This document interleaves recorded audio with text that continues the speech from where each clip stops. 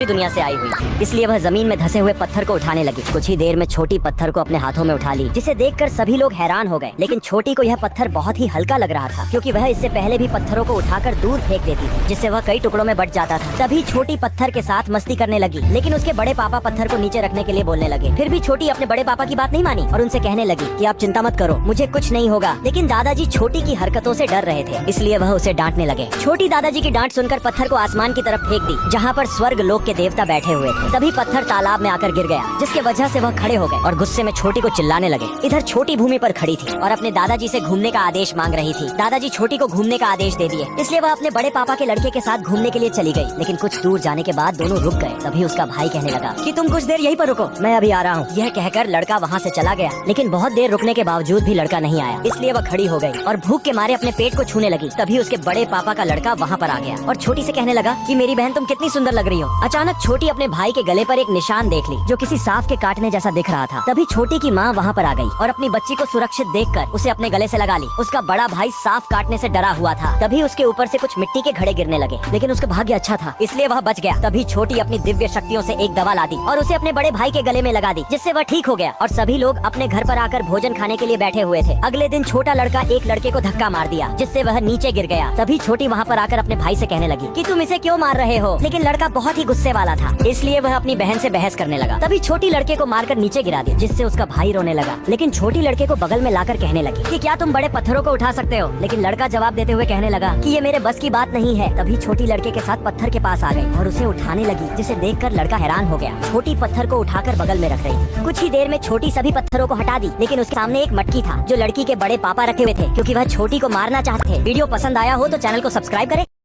दोस्तों, ये लड़की दूसरी दुनिया से आई हुई थी, इसलिए वह जमीन में धसे हुए पत्थर को उठाने लगी। कुछ ही देर में छोटी पत्थर को अपने हाथों में उठा ली, जिसे देखकर सभी अगर आपको भी GTA 5